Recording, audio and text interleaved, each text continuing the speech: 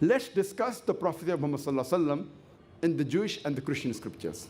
The Jewish and the Christian scriptures, we know that the Bible is divided into the Old Testament and the New Testament. The Bible, according to the Catholics, has 73 books. According to the Protestants, they have thrown out 7 books as apocrypha, doubtful from the Old Testament. So total Bible contains 66 books. So the New Testament of the Catholics and the Protestants contain 27 books. But the Old Testament of the Catholics contains 46 books. Of the Protestant, it contains 39 books. The Old Testament speaks about the stories about the prophets that came before Jesus Christ, peace be upon him. And the New Testament speaks about the life and the times of Jesus Christ, peace be upon him. We'll first discuss the prophecy of Muhammad Sallallahu Alaihi Wasallam in the Jewish scriptures. It's mentioned in the Old Testament, in the book of Deuteronomy, chapter number 18, verse number 18. It says, Almighty God says, I shall raise them a prophet from among thy brethren, like unto thee, and I shall put my words into his mouth, and he shall speak all that I command him. This prophecy says, I shall raise them a prophet from among thy brethren, like unto thee, like Moses, peace be upon him. So the Christians, they say that this prophecy refers to no one but Prophet Jesus Christ, peace be upon him. And when we ask them, why does it refer to Jesus Christ, peace be upon him? They tell us because the prophecy says the prophet to come should be like Moses, peace be upon him. And Jesus Christ, peace be upon him, was like Moses, peace be upon him. And when we ask them, how are they alike? They tell us that Moses and Jesus, peace be upon them, both of them were prophets of God, and both of them were Jew. That's why this prophecy is talking about Jesus Christ, peace be upon him. If these two are the only criteria, for the fulfillment of the prophecy that he should be a Jew and he should be a prophet of God, then all the prophets mentioned in the Bible after Moses, peace be upon him, fulfill this prophecy. For example, Prophet Solomon, Ezekiel, Isaiah, Daniel, Hosea, Joel, John the Baptist, peace be upon them all. All of them were prophets of God and all of them were Jew. All of them fulfilled the prophecy. If we analyze, we come to know that this prophecy befits no one better than the last and final messenger, Prophet Muhammad Sallallahu Alaihi Wasallam. Let's analyze what does the prophecy say. The prophecy says, I shall raise them a prophet from among their brethren, like unto thee, like unto Moses, peace be upon him. If we analyze, Moses and Muhammad, peace be upon them, both of them were born naturally. But Jesus Christ, peace be upon him, he was not born naturally. He was born without any male intervention. And this is mentioned in the Quran in Surah Al-Imran, chapter number 3, verse number 45 to 47, and is also mentioned in the Bible, in the Gospel of Matthew, chapter number 1, verse number 18, and the Gospel of Luke, chapter number 1, verse number 35, that he was born without any male intervention. He was born miraculously. Therefore, Prophet Muhammad, peace be upon him, is like Prophet Moses, peace be upon him, and Prophet Jesus is unlike Prophet Moses, peace be upon them. Further, if we analyze, Prophet Muhammad and Prophet Moses, peace be upon them, both of them were married and they had children.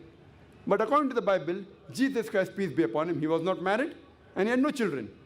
So Jesus is unlike Moses and Muhammad is like Moses, peace be upon them all. Further, if we analyze, Prophet Moses and Prophet Muhammad, peace be upon them, both of them, they died a natural death. But Prophet Jesus Christ, peace be upon him, he did not have a natural death. According to the Quran, we believe that Jesus Christ, peace be upon him, he was raised up alive. Surah Nisa, chapter number 4, verse number 157 and 158. He did not die, we believe. Even if you read the Christian Bible correctly, even according to the Christian Bible, we can prove he did not die, he was not crucified. But the Christians think that Jesus Christ, peace be upon him, he died on the cross, he was crucified. For more details regarding this topic, refer to my video cassette and the debate, was Christ crucified? But even if we agree for sake of argument, what they say is right, we have to agree that Jesus Christ, peace be upon him, he did not have a natural death.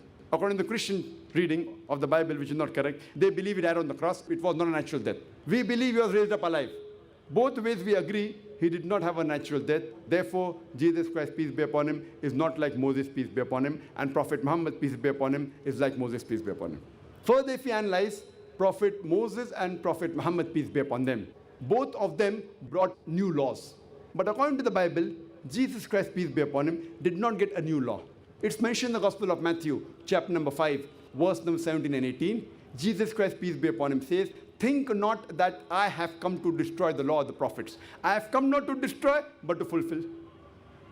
Further, if we analyze, Muhammad and Moses, peace be upon them, besides being prophets of God, they were even worldly kings. That means they could give the punishment of life and death to the person who deserved it. They could give the punishment of death to the person who deserved it. Where Prophet Jesus, peace be upon him, he could not do that. And it's mentioned in the Gospel of John, chapter number 18, verse number 36. Jesus Christ, peace be upon him, says, "My kingdom is not of this world." And further, if we analyze, Moses and Muhammad, peace be upon them, both of them, their people, they accepted them as prophets of God as a whole. But Jesus Christ, peace be upon him, his people as a whole, they did not accept him as a prophet. It's mentioned in the Gospel of John, chapter number 1, verse number 11, that they all forsook him. So here when we analyze, we come to know that Moses and Muhammad, peace be upon them, are alike, and Moses and Jesus, peace be upon them, they are unlike. So this prophecy refers to no one but Prophet Muhammad, peace be upon him. The prophecy further says, "I shall raise them a prophet from among thy brethren." And we know that the Arabs are the cousins of the Jews. Moses was a Jew, Muhammad sallallahu alaihi wasallam was an Arab. Peace be upon them both. So Arabs and Jews are cousins. Furthermore, the prophecy says, "I shall raise them a prophet from among thy brethren, like unto thee, and I shall put my words into his mouth, and he shall say all that I command him." We know that Muhammad sallallahu alaihi wasallam used to get the wahi from Allah subhanahu wa ta'ala, and used to repeat verbatim whatever was revealed to him. It was as though words were put into his mouth, and used to repeat whatever Almighty God used to say. So this prophecy refers to no one but the last and final messenger, Prophet Muhammad sallallahu alaihi wasallam.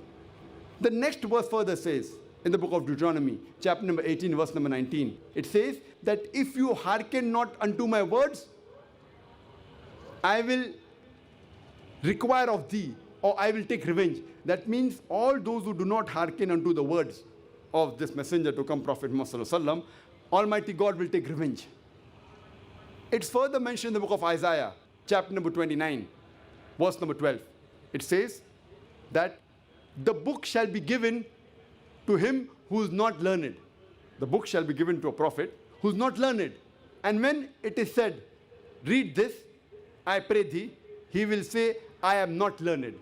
And we know that when the first wahi came to Muhammad sallallahu alaihi wasallam, and when Archangel Gabriel said, "Ikra, read," our beloved Prophet Muhammad sallallahu alaihi wasallam replied, "Ma ana biqari," which means I am not learned. This is the verbatim fulfillment of the prophecy of the book of Isaiah, chapter 29, verse number 12, that when the book is given to the person who is unlearned, we know Prophet Muhammad sallallahu alaihi wasallam was unlettered, he was an ummi, and when it would be said to him, "Read," he will say, "I am not learned." And that's what he said, "Ma ana biqari."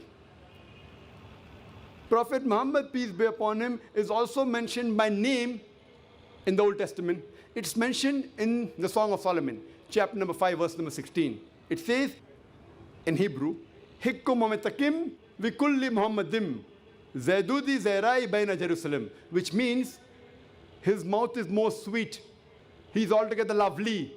He is my beloved. He is my friend, O daughters of Jerusalem.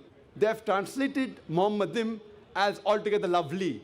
But in the Semitic languages, like Arabic or Hebrew, they add im as a respect. Like to Elo, God, that Elohim for respect. So to the name of Muhammad, they added Muhammadim for respect. Peace be upon him. So he's mentioned by name in the original manuscript. But now when we read, it's translated to altogether lovely.